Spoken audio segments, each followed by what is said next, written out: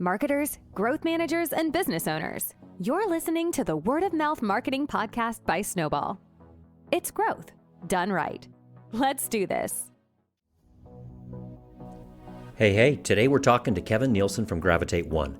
As the co-founder of this boutique online marketing agency, he's seen it all over 16 years at Gravitate One. And here he cuts to the chase about your branding, your website, and where you should put your money to get the best ROI. At the end, I'll distill 3 practical items that you can use right now to grow your business. So saddle up because Kevin will help you get the most out of every penny you spend on marketing. Hey, everybody. Welcome to the Word of Mouth Marketing Podcast. I'm really excited to be here. Today, I've got a good friend and one of the smartest people I know, Kevin Neilson. Welcome to the podcast, Kevin. Thank you. Thank you, Todd. Hey, well, it's great to have you here. Before we jump in and I pick your brain about a bunch of marketing stuff, Kevin, help the people understand a little bit about your story. Tell us a little bit about yourself. Okay. So I've lived in Salt Lake City most of my life. So I was born in California, but I moved here when I was very, very young, and so for all intents and purposes, I am from Utah. I enjoy spending time with my family. As far as other things about me, I really enjoy. I like golf. I know that's cliche. I'm a middle-aged man and I like golf. I know that's shocking, but I do like golf a lot. And then I like cars, probably a little too much. My dad's an accountant, and he always just looks at my car purchasing and just with an absolute he just shakes his head and just goes, that's a depreciating asset. And it's like, I know, Dad, I know, but I like them. I like them. And when you and I have known each other for a long time, Kev, and when I think of you, I also think of your love of gadgets and technology. Yes. So what's the coolest piece of technology or gadget that you've bought in the last little bit? Well, I've enjoyed automating everything. So like when I walk into my house or I walk into my office and everything gets automated. So that's been a lot of fun. It's gotten expensive because I have to keep buying switches, and I've got a lot of switches in my house. So that's been a lot of fun. But I did buy, some people make fun of me, but I got this cool phone that flips open this way, which is kind of cool. I think it's kind of cool. So it fits in my front pocket, which I know you and I talked a lot about. We talk a lot about, putting gadgets in our pocket and walking around. So that's the latest one that I've been buying. So I love it. So tell us a little bit about your marketing journey. You and I have been, we've crossed paths and worked with each other quite a bit, but tell our audience a little bit about your marketing journey. Yeah. So my marketing journey started, one of my first jobs out of college. I graduated from the University of Utah, and was looking for a job and applied at eBay. eBay was a really big deal in 2005. Still, back then eBay was way bigger than Amazon. It was like the online marketplace. So that's where you and I met. You were my trainer at eBay, and my job there was to primarily help kind of small e-commerce businesses or large e-commerce businesses make sure that they were using eBay the appropriate way, as well as making sure that they're actually using other tools outside of eBay.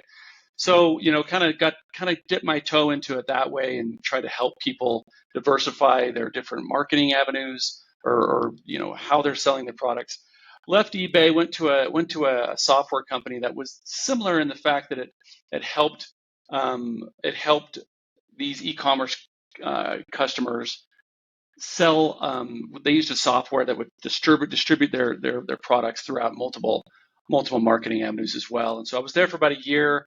It was venture backed. It never actually made money. And after about a year, it was 2008. They crumbled, and all of us were out of a job. And I do like to point out to people, just to be funny, that they let everybody go. Like, that company doesn't exist. They let everybody go. But just before they let everybody go, like about 2 months, they let me go. Just me. So I got fired, and then they let everybody else go. I was like, you couldn't have waited just a couple more months to make me feel good? But no. They're like, here's your box. They wanted you to have your own exit that was uniquely yours. Yes. That's yes. fantastic. That was nice of them. So anyways, I get fired. It's 2008. No one's hiring. And so I called up my former trainer, which was my favorite person at eBay.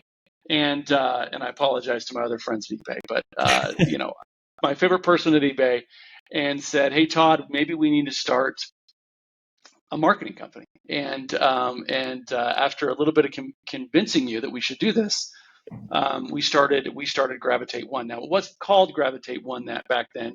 You and I came up with the amazing creative name of TK, Todd and Kevin, TK Online Solutions. Rolls off the tongue so well, and I don't know why we didn't hold on to that. We were so ahead of our time. I I mean, know. it's like we knew what was going to stick in the minds of people were the initials of our names and online solutions. Yeah. Pretty much the It was longest internet phrase, online solutions, you could solution. think of Yeah. with our initials tacked on the front. It was genius. It was a mixture between tech and like a law firm, like or an architect's firm, where you put the first letters. Yeah, That's it was right. bad. I remember one time someone asked me, we'd been in business for a couple of years, and someone asked me, "What's your name?" And as I said it, I was ashamed. I was like, "That's a stupid name. Why did you do that?" So, anyways, And we yeah, knew it was dumb at the time. And we thought this will just be a placeholder. We'll just throw this one out there, get this thing going. And then it was business all the time. We were just like, oh, we got to do something about that name. Like, I we got to know. do something. And finally we changed it though, right? We finally changed it to Gravitate Online. Then we changed it recently to Gravitate One. So, but yeah, we've been doing this for we're approaching our 16th year. So That's fantastic. it's been a lot of fun. It's been a lot of fun, and it's been changing, constantly changing, ups and downs, and everything in between. But it's just been a lot of fun. It's been an amazing journey so far. Well, tell us a little bit more about Gravitate One. What do you do to help people? Yeah, so Gravitate One is it's primarily digital marketing, which most marketing is kind of going to that way anyways. But so we're definitely a boutique agency. We're not huge. We don't want to be huge. We're not trying to be huge. And the truth is, I actually had a hard time kind of wrapping my brain around the concept that there was other agencies that gotten so big so quick, and I tried to kind of wrap my brain around the fact that why do we stay around this certain size? And I realized recently that there's a difference between having a kind of a transactional style agency where you're just looking to bring on new clients, and there's a transaction for you. There's, okay, new client, great, and there's a difference between that type of agency and what I would call a relationship agency and relationship-based agency. And when we get to know our clients, we have a number of clients that we've had for over a decade, even longer, that we know personally. We know, I'm better at the relationship side. That's not to say that I can't figure out processes and figuring out things to get done, but I enjoy the relationship side. And so we bring clients in, we look at what their goals are, we're looking what their strategies are, and then we offer a marketing strategy. We usually start off with something that's, we're going to get a couple victories, get things moving, get them making money, and then as our relationship kind of matures and improves, and we get to know each other a little bit better, we'll try other marketing avenues and try to expand what they're doing. But we're very much a return on investment agency. They have to see a return. They have to see the obvious and clear return on investment that we provide. And we that is what brings us. That's kind of what makes it fun. I mean, every business has its own little rewarding things that they do, and us seeing a company start from A and get to B, and us kind of allow them to grow and to improve. That's what's fun for us, and I enjoy it. I've enjoyed doing it for as long as I have. Oh, that's a great explanation. And you and I worked together there for a good 10 years or so. And Yep. so we spent the better part of a decade picking each other's brain and going over different marketing strategy. And Yep. it was one of the best decades of it was just I have so many fond memories there, first working with you, but then also seeing how your mind works. You talked about that you're really a relationship guy, and you definitely are that. You're the glue. But I would even say you're more than that. You're kind of a nice Venn diagram of great relationships and then marketing knowledge. And so I really want to spend a little bit of time now picking your brain about that marketing end of this, Kevin, if Sure. that works for you. And we have a new segment on our podcast that we call the Start and Stop segment. Okay. And this is where I just want to fire some questions at you, and you tell me, what should companies start doing and what do they need to stop doing in relation to the question? You game? I'm game. Fire away. Let's do it. Okay. First of all, big picture, overall branding. Where do companies, what should they start doing? What should they stop? So as far as start, like take your logo serious. Like I think that is one thing that we did. I love our logo. We've never really changed it since day one. Take your logo serious. Like take some time, think about it. Make sure that you just don't throw something up and say, yeah, we do this, and so we drew a little thing, and away we go. I think taking the time to really start with that foundation of having a really really good logo. I think that's really really where you should start. On the stop side, stop making your logo so complicated that you can't stitch it on a shirt. Like one of the things that like I'll see clients and they'll go, so this is our logo. And I'm like, okay, how am I going to get that on the side of a black clover shirt or on a hat? It's so complicated. Simplify it. Make it simple, but make it nice and well thought out. So when someone looks at it, they can recognize, oh yeah, the way I look at it is, if you would be ashamed to have that logo on a hat, it's probably too complex. So simplify it down, make it look really good, and always keep it in mind. That is the one thing I always think of when I see a logo. Can I stitch this on the side of a bag? Can I be able to put this on a shirt? If the answer is no, then it's too complicated. So branding starts and stops with logos. I love that, Kevin. In fact, I think you'll appreciate this. Just talking to our CRO here at Snoball the other day, and he said something that I just thought it's exactly to your point here, Kevin, where he said, if you look at a logo for a few seconds and then you look away, you should be able to draw that on a dry erase board. Yep. Someone should be able to just quickly draw that. And I love that, that you should be able to stitch this onto a hat very cleanly. Those are some good gauges to know if you're going simple enough. Yeah. And I love that. All right. I got another one here for you. Websites. Gravitate One deals with a lot of websites. You've seen a lot of good, bad, and ugly on the website front. What do websites need to start and what do they need to stop doing? So you need to start making sure that the website looks as professional as possible. I mean, I think we run into websites and they always say the same thing. It's kind of like this, well, whatever. I just kind of threw this together. And it was like, well, if clients are going to go to this website, you have to woo them in the first 5-10 seconds. And if it doesn't look professional and it doesn't look as good as humanly possible, what are you doing? Like just start spending the time to say, my website needs to look as professional as humanly possible. So I can't tell you how many times we get people and like, yeah, I know the site doesn't look good. And I'm like, well, what are you doing? Like, don't you think people are going to this website and looking at your stuff? Why would you somehow think that just throwing up some sort of crappy Wix site in the afternoon is going to be sufficient? You spent all this time and all this money creating all these things, yet you didn't spend any money on the thing that the majority of people are going to look at. So start looking professional, look good, take the time. And then as far as stop, I ran into this the other day. I talked to a guy, and I hate it when people think, oh, I'm just going to go cheap on this website.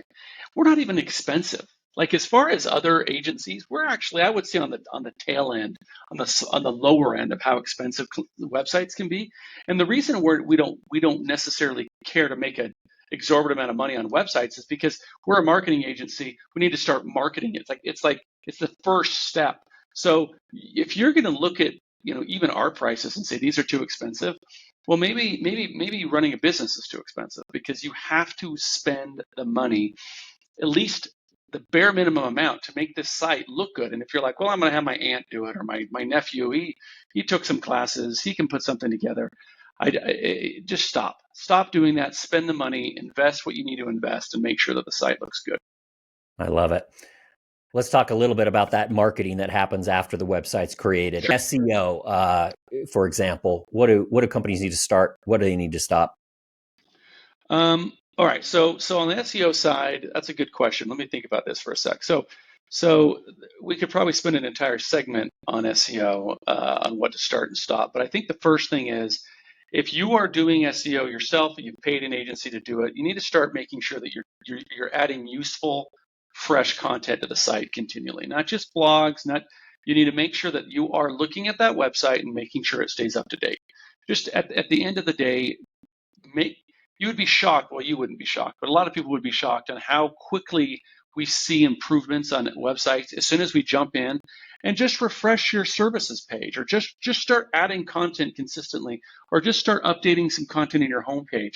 Just make sure that you're not just saying, look, set it and forget it, we're not going to care about this anymore.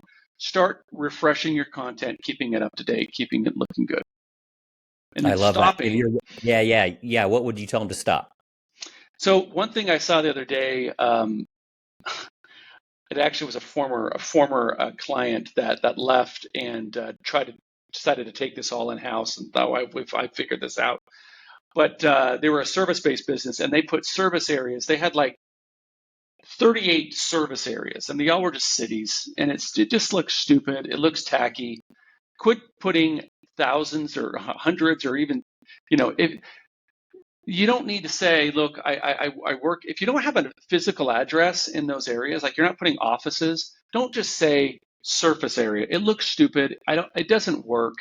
Google can see through that. Service areas, they look tacky, and they just look unprofessional. Stop doing it. You're better than that. I love it. What about paid? What do companies So need to do when it comes to PPC? What do they start? What do they stop? yeah, so with PPC, it's simply an ROI play, right? It's not, look at your ROI. Are you getting the good return? You're investing X. Is your Y bet more than X? And focus on that. That's really all that matters. I mean, obviously, there's a little bit of art and science to it. There's science and math. I mean, it's both. But really, this is an investment in which you can look at just at the numbers. Did I get a good return on it, or I did not? I see so many clients are like, yeah, we just spend this money. And I'm like, what? Are you getting a return on that? And if the answer is no, then don't just spend it for spending's sake. Make sure you're making adjustments and improving. You have to see a return on that. I mean, obviously there's some paid, like display ads and things of that nature, which is really upper funnel, that don't matter. But you need to focus on the bottom line. Is that getting you an ROI? Is that getting you a good return? What's your ROAS? It needs to be a good number. And if it isn't, you stop just throwing money at it, I guess, is what I'm trying to say. As far as the stop side, it's almost we have a lot of clients that are new, that we bring them on and say, we're going to start doing paid. They think they should be seeing their ROI in 1 month. And it doesn't always. It does take a little bit of time. It takes a little bit of time, and allow your agency or whoever's helping you do this, allow them to actually take the time to make the adjustments and the tweaks and the improvements and the optimization to get it to where it's dialed in, and then you can crank it up, and then you can start. But they're just like, I don't. It's not making any money. I spent, and it's like, well, we're seeing improvements. We're seeing some changes. Just be a little more patient. Stop cutting it off before you see that good return. Fantastic. What about social, Kevin? Start and stop. What do they need to do? So really,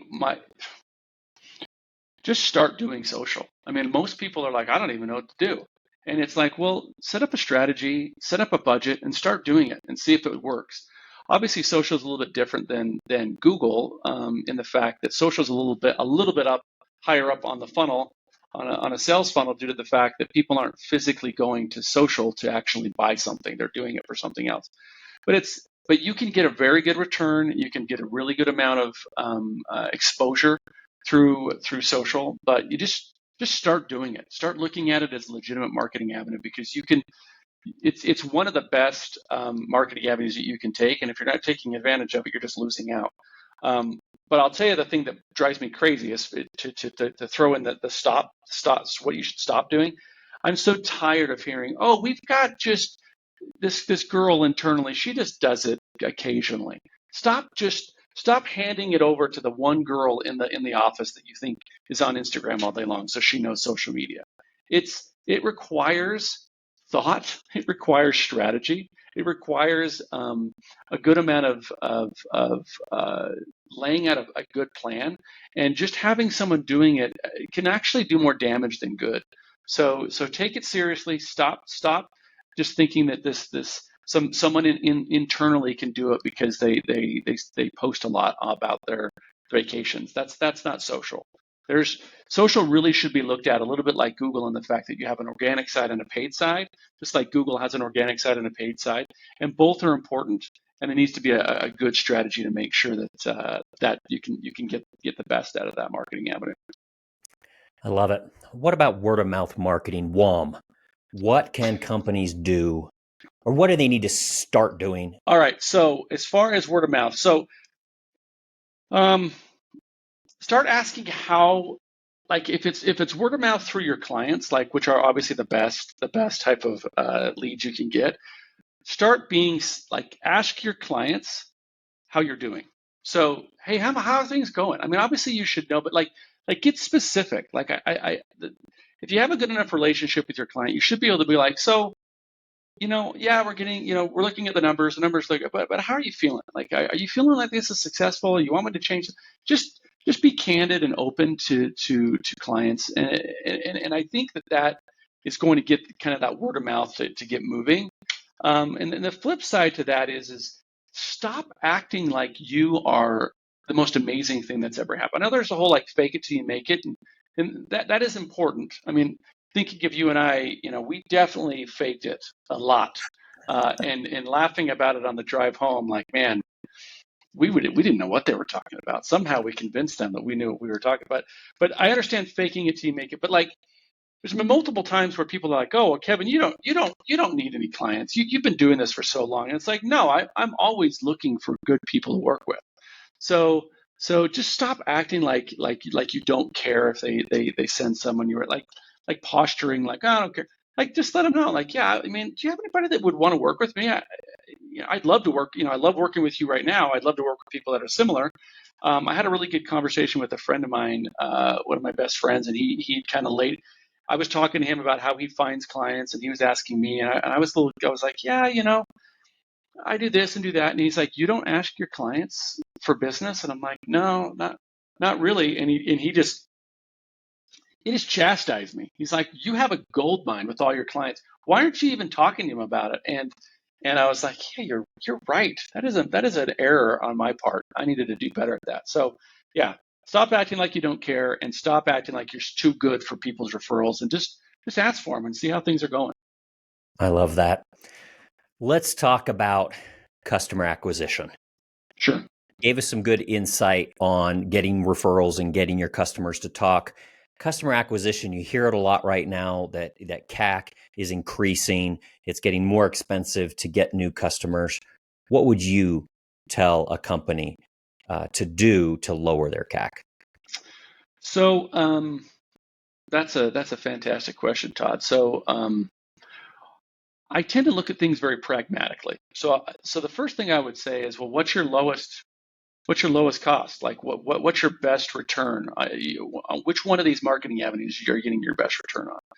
And then look and look at that particular one and say, well, if this is the one that you're getting you're getting your best return on, or if they're not getting any return on any of these, maybe you look at it and say, well, look, I've got my cost per acquisition is just too high on all of them. I would look at it and go, what is working, what isn't working. But the truth is, I was talking to I was up at I have a good friend of mine who teaches up at the U, and he asked me to come and talk to some of his MBA students. So I was talking to him about it on Tuesday, excuse me. And the thing I mentioned was, look, your SEO tends to be your lowest cost per acquisition, because the fact that they've already gone online, they've typed in the phrase. So try to find out some long tail phrases, or some phrases that are less competitive, and start getting yourself ranked on Google for those phrases. Now, a lot of people are like, oh man, I've got to spend so much time, I got to spend so much effort on this, and I don't want to do that. Well, it's your highest ROI that I have found. And I've been doing this for 16 years. It's the highest return on investment, due to the fact that they're looking for it at that point. The second one though is Google Ads. I know that it's a little higher, but the thing is you can look at it and say, okay, I know it's working with my SEO. Well, now I can take some of these phrases and apply it to my Google Ads, or vice versa. You can say, hey, I want to start with my Google Ads, see which phrases are working. If I can actually get those to convert, then I go down and start optimizing them on SEO. So it's a broad question, and I really kind of feel like I have to kind of look at the individual each client, but I really look at it on a pragmatic perspective and say, let's focus on what would be the cheapest, what would be the fastest, and what we can do to optimize that. But what I definitely don't think I definitely don't think a good strategy is, look, we're gonna, to use one of your idioms, I'm just gonna throw up on the wall and see what sticks. I don't know if that's the best strategy. I think you need to be a little more deliberate and a little bit more specific on what we're going to do, what our goal is with that, what are our key performance and what our KPIs on that particular marketing avenue, and then from there, once we start hitting those, then we can move on to a couple different other ones and kind of just kind of show some progression that way. So I don't know if that's the best answer because it is kind of broad. It really just depends on where you're at right now and what you want to be. But yeah, it's love that, a big Kevin. question. It really is. But I think you honed in on a couple of really nice things that I liked. And one is really focusing on those high intention leads, people that are proactively searching on Google. That makes a ton of sense that's where you're going to get your highest return because you already got built-in intention. People are looking for it. People are proactively searching. So I think that's a fantastic place to start. Kevin, you're a guy that knows everyone. Someone goes out to lunch with you and they're guaranteed that 3 or 4 people at that restaurant will come up to you and because you're kind of their marketing guy, or they know you as a marketing guru. So if you have 30 seconds, somebody comes up to you and says, Kevin, what have I got to do to improve my company's marketing game? What do you tell them? So yeah, that's a good one, Todd. So I had somebody, again, I was at lunch the other day, which I do quite frequently. I was at lunch with a friend of mine, and he asked me that exact question. It's like, well, what do I do? What do I do? And my first question was, well, who's your demographic? Who are you going after? And we had to kind of hone in, on a go really broad, and then kind of hone it in and try to figure out what we're focusing on. So he gave probably the worst answer. And when I was one of my business professors told me that the worst answer you can give when someone says, who's your demographic? Let me guess, Kevin. Can I guess? Yes, please. Did he say everyone? Everyone. And I was like, no. Okay, that is the wrong answer. And so I was like, that's the wrong answer. So we had to talk his business down from this is good for everybody to say, okay, this is good for this niche industry. I said, okay, now we have a niche industry that we can start focusing on. Okay, now we look at it and say, where are these particular people that are in this niche industry? Where are they looking for your product? Where are they? And then we set up a marketing campaign specifically to get in front of those people. I mean, it does go back to a couple other steps, which is, okay, we can get in front of them, but if your website looks like garbage and your logo looks like a bowl of spaghetti, how are we going to get these people to actually, convert into clients? So look, first thing I do is start looking at their website and their branding. If they look good enough, it's like let's get this gal ready for the ball. Let's wash her up. Let's get this business looking good. All right, let's get her looking good, and then at that point we're ready to present. Let's present. This is our business. So now we're ready to present in front of people. Now let's find out who we want to present in front of people, what those people are, and then hone in on the specific marketing avenues.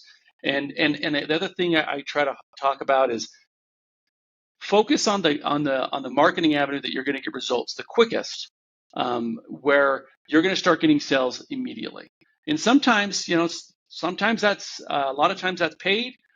Sometimes that's organic. That's through SEO or some other things. Sometimes that's email marketing. Sometimes it's just, hey, you need to go and just your network because you don't have the money to do some of these other things. But before you can even step out the front door, make sure that that branding and that website looks good and has a good message, and you know what you're talking about. And now we can go out and market it. So that would be my high level advice. But it gets obviously more detailed and more difficult as time goes on. But you got to look good. You got to look good. No one's going to give you money unless you look good. I love that advice, Kevin. Thank you so much for joining us today. It's good to pick your brain again and hear your practical advice, things people can start doing right now to improve their marketing, improve their branding, and start improving their ROI. If people want to learn more about you, they want to give you a call and ask you questions, what's the best way that they can reach you, Kevin? Yeah, so our website, Gravitate One, O-N-E, spelled that out. Actually, I think we own Gravitate and the number one as well, if I'm being honest. But gravitateone.com, there's a contact form. They all go to me.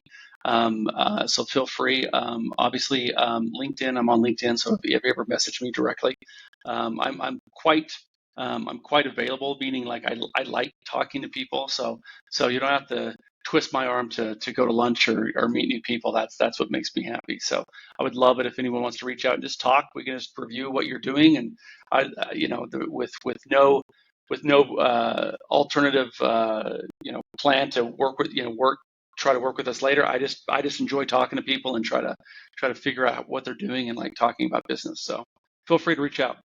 I love it, Kevin. Thank you so much. When people ask me about my network, I have kind of a big three of the smartest people that I've ever worked with, and you are in that group, Kevin. It's been a pleasure, and thanks for giving us a little time to pick your brain. My pleasure, Todd. Anytime. Thanks so much. Great. Thanks, Kevin. Thanks, everybody, for listening and watching, and we'll see you next time. I hope you enjoyed that. Kevin is a good friend, but more importantly, a great marketer. Now let's distill 3 key takeaways for growing your business. First, ditch complicated logos. If you can't envision your logo easily being stitched on a hat or on some kind of merchandise, then it needs to be simplified. Next, make marketing a financial priority. Here's where he really cuts through the fluff. If spending on marketing is too expensive, maybe running a business is too expensive. Invest in your website. You only have 5 or 10 seconds to woo people. Take your social seriously. Take the time to look good. Invest in your marketing. Finally, your customers are a referral goldmine. Stop posturing, stop acting like you're too good for it, and pretend like you don't need their help in getting new customers. Be humble and ask for their help and ask for a referral. That's it. Start implementing these 3 tips to enjoy real, authentic growth. We know you're busy, so from us at Snowball, thank you for listening to the Word of Mouth Marketing Podcast. Want to leverage more concrete strategies, real-life examples, and practical tools?